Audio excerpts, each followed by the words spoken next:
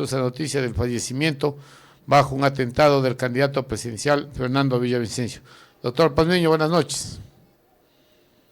Buenas noches, estimado Germán. Sí, lamentable. Me acabo de enterar con lo que ustedes informan en este momento y estaba conectado al Zoom. Estoy mirando este momento también las noticias. Está confirmada la muerte por sicariato de Fernando Villavicencio y esto es algo terrible. Los escenarios que se vienen son bastante complicados. Y esto ya lo veníamos preveyendo y vamos a ir conversando lo que pasa en estos momentos en el Ecuador, en esta entrevista, ¿no? Un Así es, saludo a todos sí, los que nos escuchan. así es. Entonces, sí, lamentable noticia.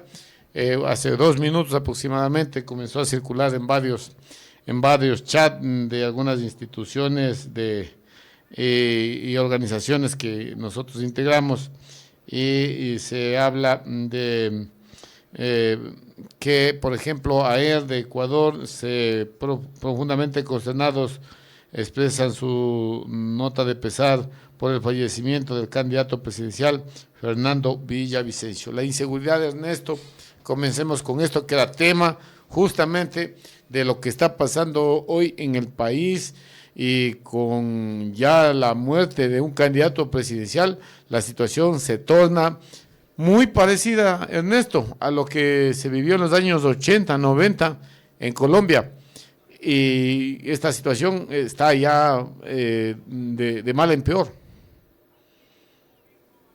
Lamentable lo que ha pasado con un candidato presidencial a pocos días, a 10 días del proceso electoral. Creo que en este mismo espacio, Germán, yo hace varios meses vengo anticipando de que el escenario de violencia, la inseguridad es un objetivo político del gobierno. Todos los gobiernos han tenido problemas de inseguridad. No vamos a decir que hemos vivido un nidito de paz todo el tiempo. No, siempre ha habido tráfico de drogas, siempre ha habido muerte, siempre ha habido violencia, inseguridad. Pero los niveles que actualmente está enfrentando el país ya son niveles que sobrepasan la racionalidad. Bien, dices tú, Germán, estamos ingresando al escenario que teníamos en Colombia, donde cada semana había cientos de muertos, donde los candidatos presidenciales eran asesinados, y ese escenario realmente es bastante complicado.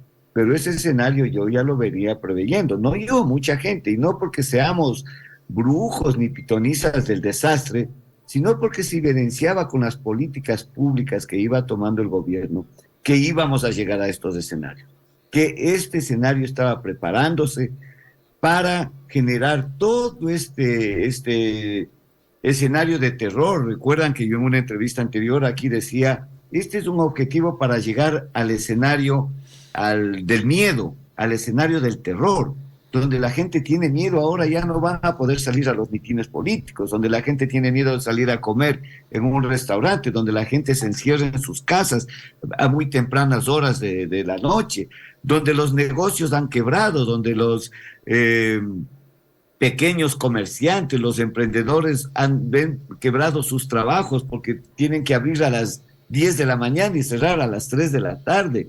La gente está desempleada. La política social de ayuda a la gente más pobre, a la gente más necesitada, ha sido abandonada. No hay en el Ecuador inversión social, no hay una sola obra pública, no hay un solo hospital construido, una sola escuela.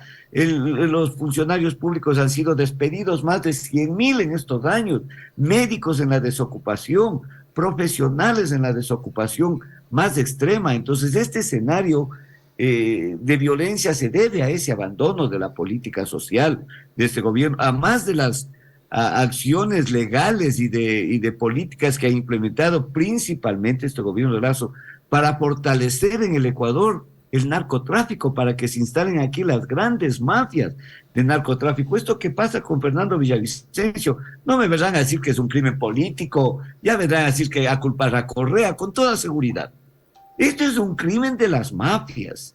Fernando Villavicencio denunció algunos temas de la banda albanesa, por ahí denunciaba algunas cosas de eso, un poco timorato, pero lo hizo.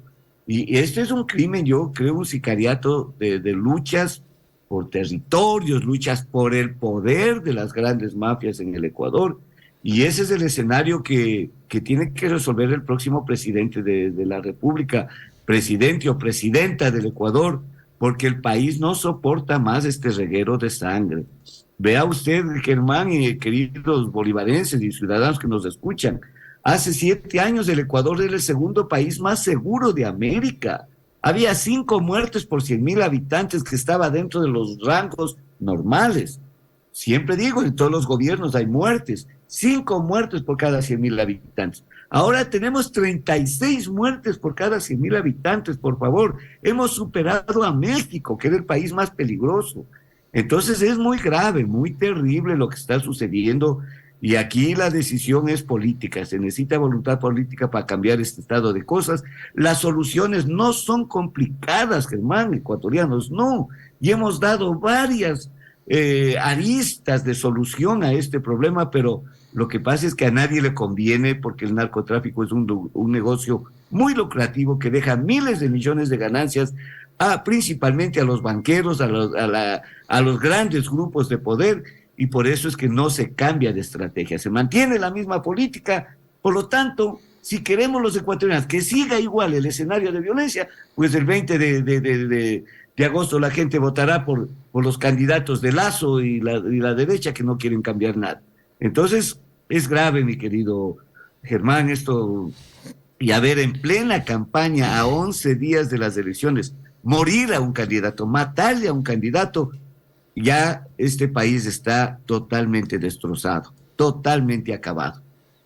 Ahora, ciertamente íbamos a hablar del tema, de otros temas que son coyunturales en este momento de la política, Ernesto, pero con el fallecimiento de Fernando Villavicencio, todo el tema de la entrevista creo que se va a cambiar, porque ya esto rebasa y llega a situaciones inimaginables, ¿no? Recuerde usted que algunos candidatos a concejales, asambleístas, han sido asesinados ya dentro de esta campaña, pero como no tienen mucho renombre, mucha relevancia a nivel nacional, no han sorprendido. Pero lo que hoy sucede con el caso de Villavicencio advierte un escenario terrorífico para el país, porque recuerde usted que Villavicencio era llegado al gobierno, llegado al presidente Lazo, como usted decía, también varias denuncias, si bien es cierto que no sacaron a tiempo, una vez que se evidenciaron, las confirmó, que él también sabía, pero de todos modos, el escenario es que el Estado ya no controla el país, mejor dicho, el gobierno ya no controla el Estado, ya no hay control, porque imagínense la seguridad que le pusieron a Villavicencio, el mismo gobierno, y como decía Giovanni Verdesoto hace unos instantes, ¿de qué sirve tantos resguardos si no hay capacidad ni siquiera logística de defender la vida de un político candidato a la presidencia de la República? Acabo de escuchar que el sicariato cometido contra Villavicencio es con fusiles de alta gama, con fusiles de alta calidad, fusiles inclusive mejores que el ejército. Y es verdad, las mafias están armadas totalmente. Tenemos un Estado ausente en el control de la inseguridad. Yo mejor vengo diciendo lo contrario, no es que tenemos un Estado ausente, tenemos un Estado permisivo que en connivencia con los carteles del tráfico de drogas está generando este proceso. Vengo yo indicando, y bueno, les quiero reiterar, no yo, sino que yo estoy estudiando y analizando la situación de inseguridad. Y veo ahí 3 razones muy clarísimas de política pública que han permitido y nos han llevado a esta circunstancia. Lo voy a enunciar. La primera, el abandono de la política social.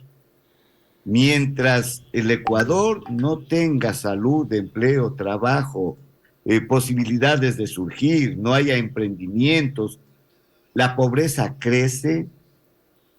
En el Ecuador se están muriendo gente por ser pobres, muriendo por pobreza, de hambre, porque no tienen cómo comprar una pastilla, un remedio. Eso es inhumano, eso genera violencia, genera inseguridad. La segunda, mis queridos amigos, en la última parte de Moreno se aprobó una reforma a la ley mediante la cual se permite las transferencias de enormes cantidades de dinero de los bancos ecuatorianos hacia bancos extranjeros. Antes tenían un límite, podían transferir 1 millón, 2 millones, pero ahora pueden hacerle 10 millones, 20 millones, 100 millones sin ningún control. Sin ningún control, no hay la UAFE, no hay la policía, no hay nadie que controle. Y ahora el gobierno de Guillermo Lasso acaba de eliminar el impuesto de salida de divisas. Por Dios, ¿qué es lo que pasa con esto? Incremento de transferencias monetarias al exterior, disminución o eliminación del impuesto a la salida de esas divisas, ha generado que el Ecuador se convierta en un verdadero paraíso para las mafias. Han venido la mafia albanesa, ha venido la mafia de Jalisco, ha venido la mafia de los carteles del norte de México, se han incrustado aquí las mafias colombianas porque encuentran en el lavado de activos un negocio lucrativo. No hay control al lavado de activos.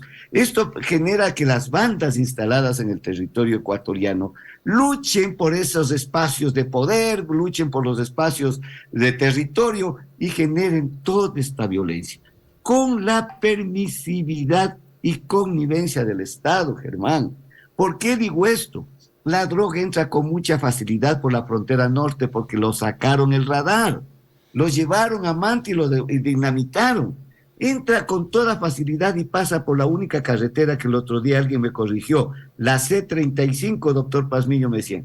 La única carretera que viene desde Tulcán, Ibarra, Quito, Santo Domingo, Babahoyo, ahí almacenan la droga y de ahí con mucha facilidad lo transportan a Guayaquil y con mayor facilidad sale del puerto. Les recuerdo a ustedes lo que dijo Lasso, en 100 horas voy a poner los radares y los detectores estos de droga en el puerto principal. ¿Ha colocado estos radares hasta ahora? No, porque no le conviene. Tenemos 135,000 policías y militares en el Ecuador. Por Dios, ¿y por qué no ponen 5,000 en el puerto? 5,000 que le pongan en la puerta. Estoy exagerando, 5,000, pero habiendo tanto policía y militar, pongan eso, no entraría nada de droga.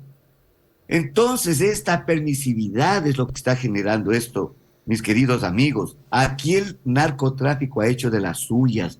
Quien gobierna el Ecuador no es este gobierno, son las grandes bandas. Quienes gobiernan las cárceles son las bandas de narcotráfico. Por lo tanto, hay un Estado ausente a propósito y en connivencia con las bandas para que este estado de cosas se mantenga. ¿Por qué no fortalecen las leyes de la investigación, la inteligencia y la contrainteligencia para evitar el lavado de activos?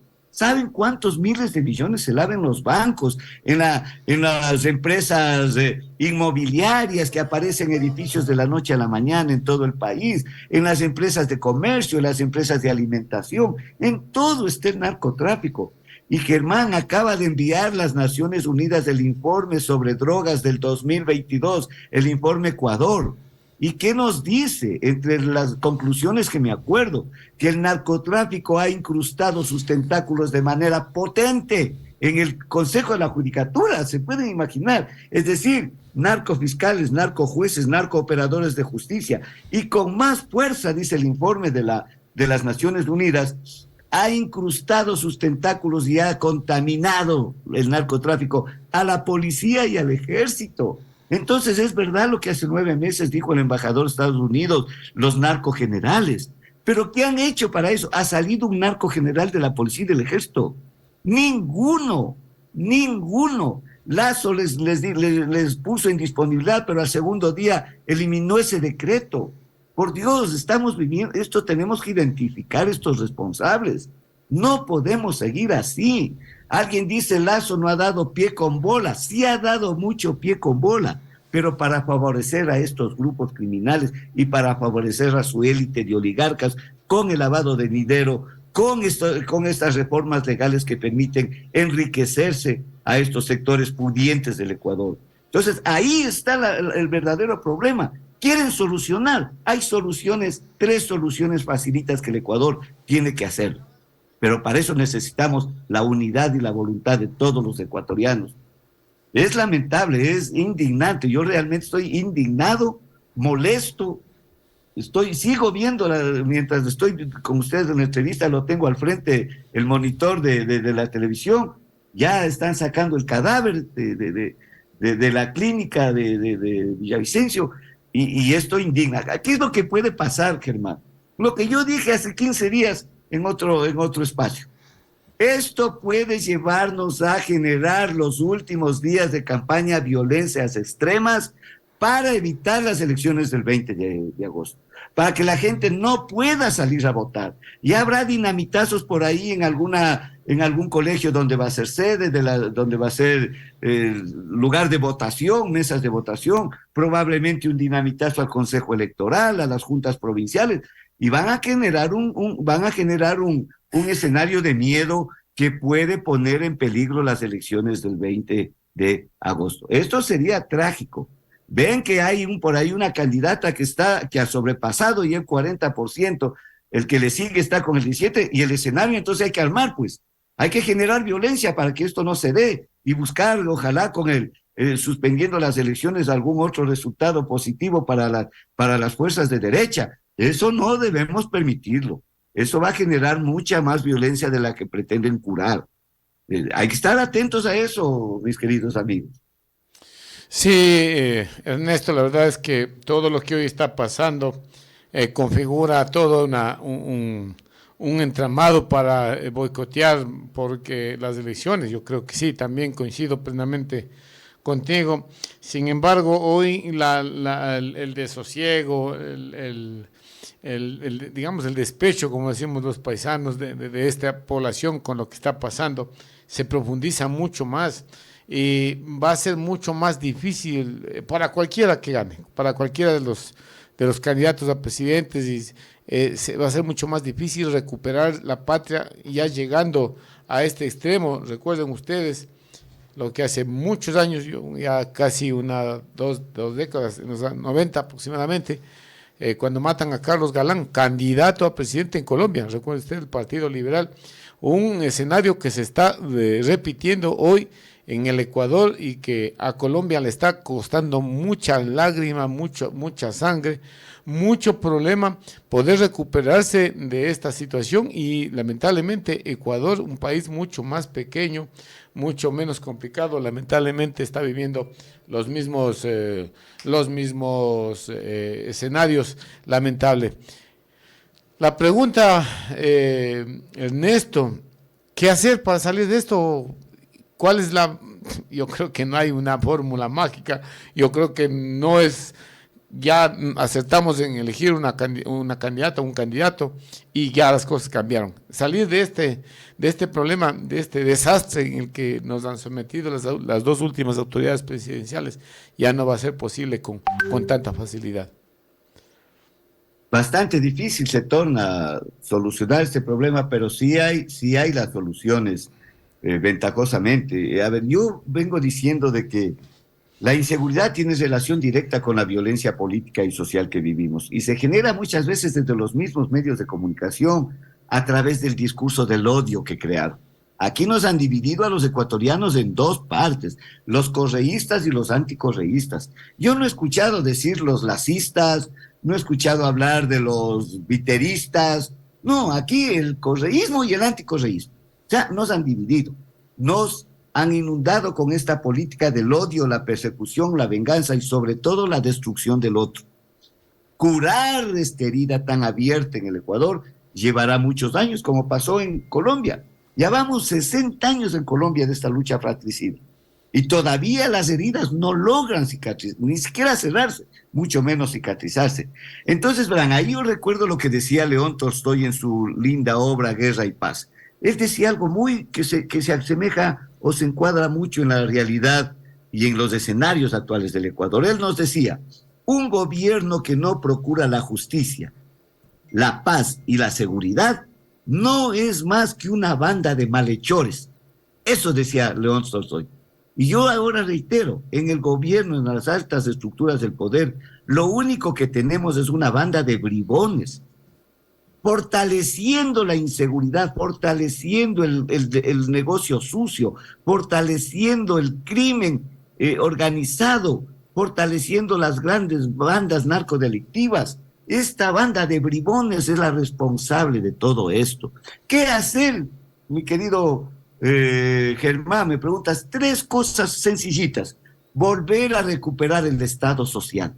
Este rato tenemos un Estado, una economía basada en el neoliberalismo a través del libre mercado.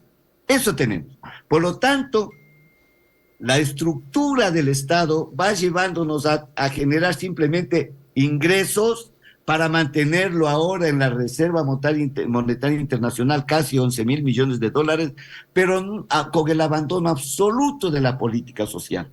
Pregunto yo, ¿saben a alguien qué hospital se ha construido en los últimos 4 o 5 años? Si se ha construido alguna escuela, algún colegio. Lo que han hecho es sacar a más de 20.000 médicos de los hospitales, a más de 100.000 funcionarios públicos, porque siempre decían, Correa tiene un excesivo gasto público. O sea que el gasto público en educación, en salud, en vivienda, en generar trabajo, era un gasto inútil para ellos. Ahora vemos las consecuencias. Primera solución, queridos amigos, volver al estado de inversión social. Invertir en el ser humano, invertir en el ser humano desde que nace, crece, llevarle a los buenos colegios, a universidades públicas, que tengan un título y tengan trabajo. Eso es lo que debemos hacer. En segundo lugar, hermano, esta política de guerra contra las drogas ya no funciona. Ya no, solo a nosotros nos vienen a mantener con esa estrategia. En la guerra contra las drogas, los únicos que ganan son las bandas narcodelincuenciales. Nosotros hemos perdido, la sociedad ha perdido siempre. Entonces, ¿qué hacer? El Estado lo que debe hacer es quitarle la base económica a las mafias, quitarles la base productiva, el negocio a las mafias. El momento en que la droga deja de ser negocio, se acaban los carteles, se acaba la violencia y volvemos a tener un Ecuador de paz, de tranquilidad, de seguridad. ¿Qué hacer para quitarles el negocio? Eliminar el prohibicionismo como estrategia de lucha contra las drogas. Alguien me decía con mucha razón, Adán y Eva no se comieron la manzana porque era sabrosa, se comieron porque era prohibida, ¿no? Y el prohibicionismo genera eso acá, genera todos esos problemas. Y hizo Estados Unidos, legalizó la droga, y a nosotros nos impiden que haga. ¿Qué hizo, por Dios? Aquí tenemos un vecino cercano, Uruguay. ¿Qué hizo Portugal? ¿Qué hizo Holanda? ¿Qué está haciendo España? ¿Qué hicieron los países nórdicos? Ellos lo que hicieron es regularizar la droga. ¿Qué significa esto? Que el Estado asume esa responsabilidad, le quita la base financiera a las mafias. Entonces, como en Uruguay hicieron y crearon esas farmacias públicas en todo el Uruguay, farmacias conformadas por psiquiatras, psicólogos, terapeutas sociales, terapeutas familiares que trabajan con el adicto y trabajan con la familia. Lo que hay que evitar es el consumo. Entonces el Estado le entrega droga al consumidor. Vea dónde llegaron.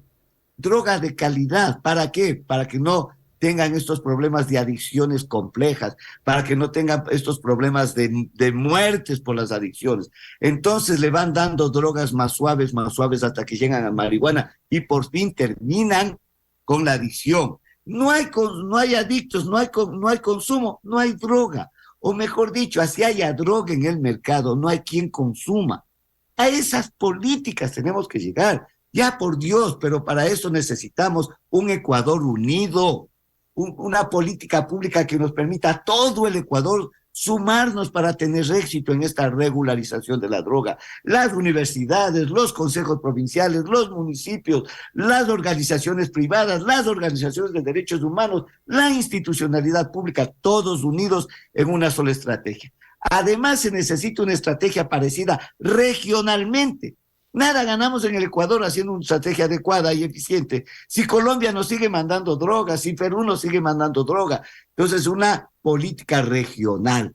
Todos los países de América en unidad de acto, trabajando con una sola visión: terminar con el narcotráfico, terminar con el negocio. Pero si es tan sencillo, yo recuerdo en los años 50, 60, Germán, Estados Unidos, cuánta violencia se creó por el tráfico de whisky y el tráfico de alcohol, el famoso Al Capone, ¿no es cierto?, el que ponía las reglas en Estados Unidos. Legalizaron el alcohol y se terminó el problema. Entonces acá hay que hacer lo mismo, regularizar la droga, pero asumir la adicción como un problema de política pública, un problema de salud pública.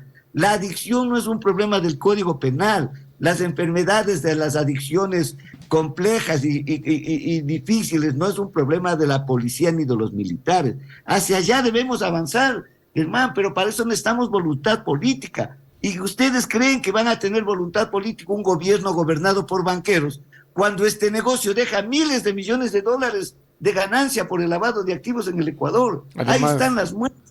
Además que se lavan en los bancos del país, pues, ¿no? Se lavan en los bancos, se lavan en las empresas, se lavan en las empresas automotrices, se lavan en las empresas inmobiliarias, se lava en todo lado el dinero. Todos sabemos, menos la policía. Claro, todos sabemos. Esa es una gran verdad, ¿no? Claro, cuando se eliminan restricciones. Las narices de ellos. Claro. Funciona la UAFE. Nunca. Como instrumento de persecución para quien no está de acuerdo, ¿no?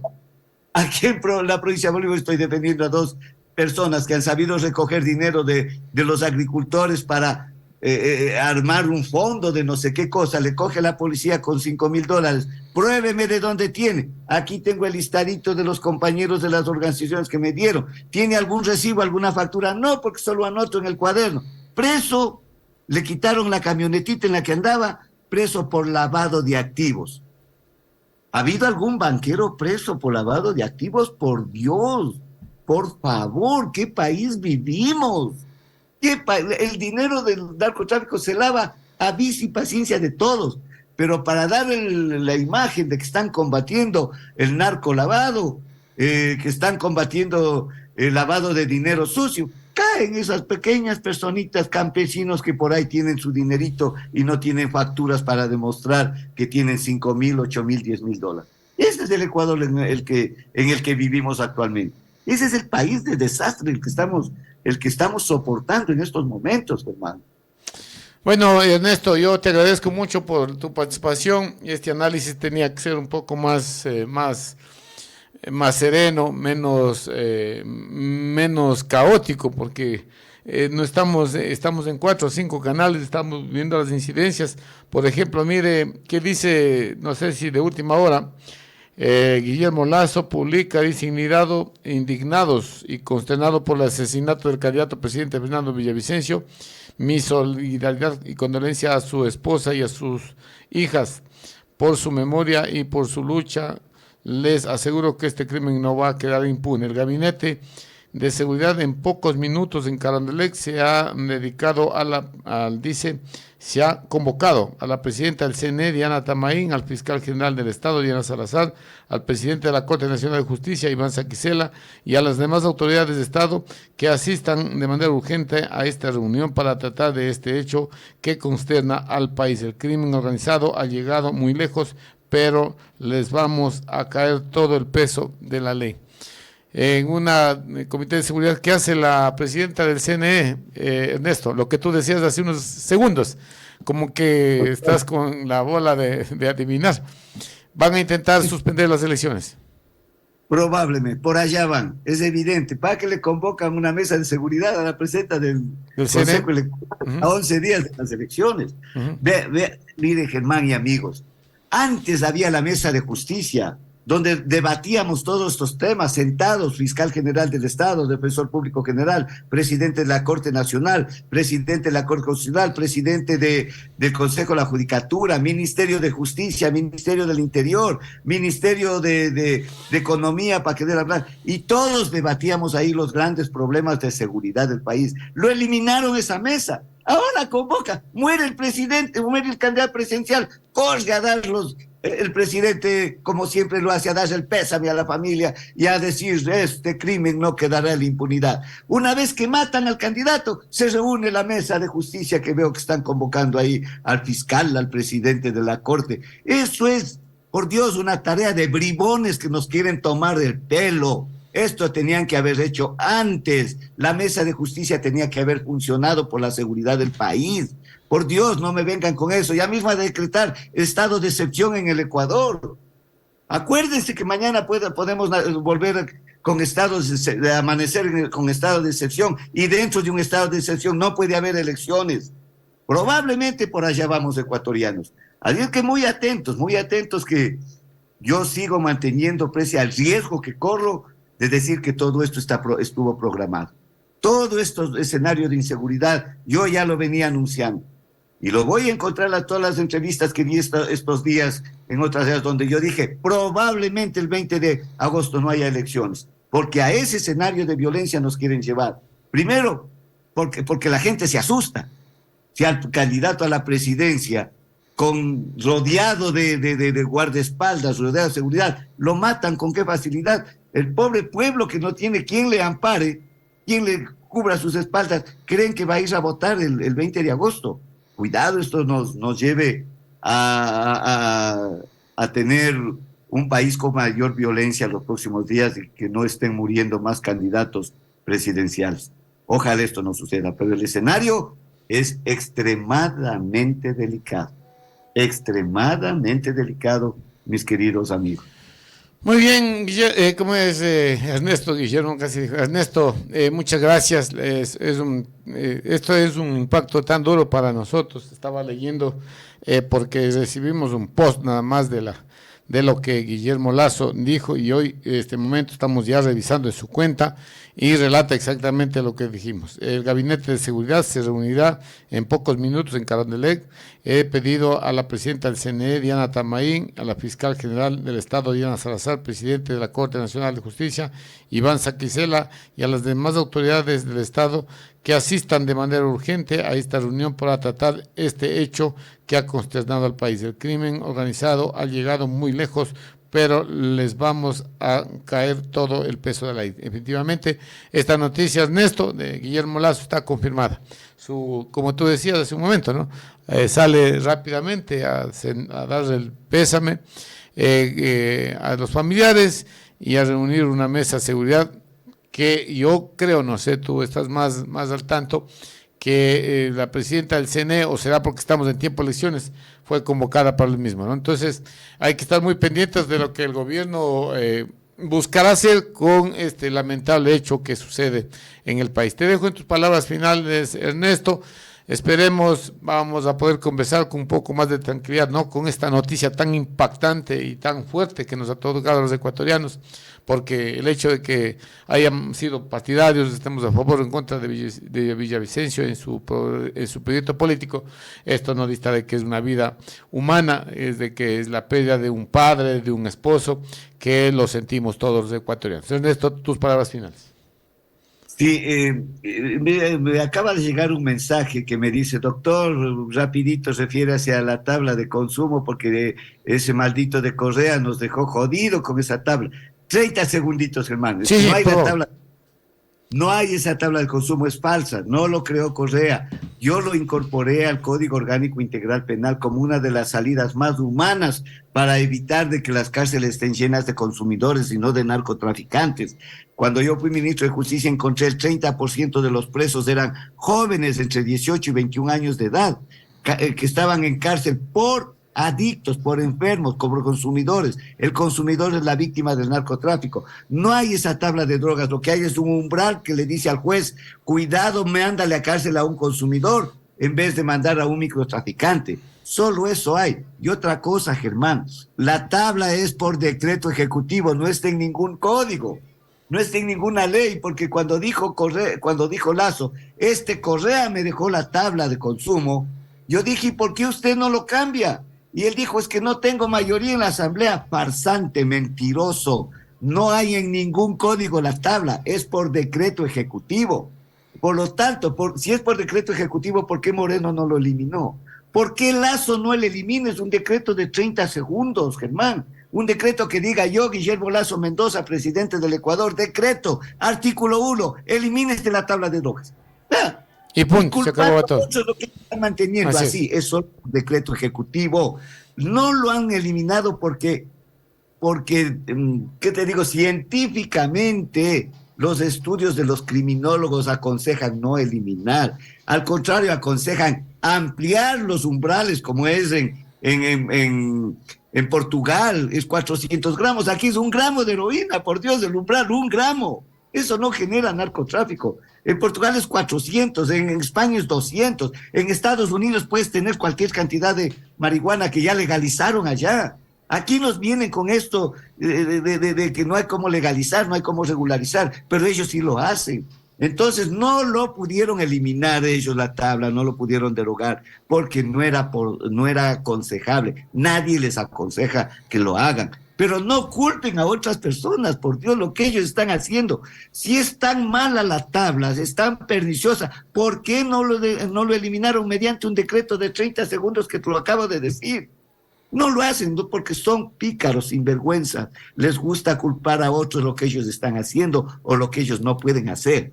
Así es que esto es lo que estamos viviendo en Ecuador. Un gobierno desastroso que está generando todos los días estos regueros de sangre, mi querido Germán. Qué pena, me queda mucha tinta en el tintero, sí, como dice. se quedó en la carpeta muchas preguntas, pero el momento amerita a redirigir incluso nuestra observación como medio de comunicación a lo que está pasando en el país, porque esto es algo que va a dividir la realidad del país y de esta campaña, obviamente, en dos tiempos, ¿no?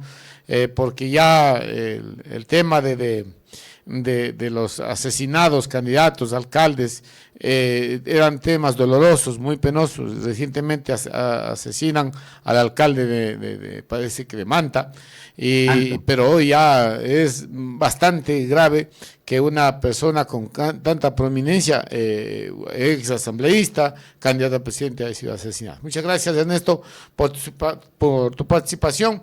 Volveremos uno de estos días a seguir conversando lo que se nos quedó como consulta, pero lamentablemente por este hecho de sangre tan políticos algo nos faltó, pero muy dispuesto. Okay. Gracias por la entrevista. Muchas gracias, Ernesto. Son las 19:44, estimados amigos. Seguimos nosotros investigando en algunas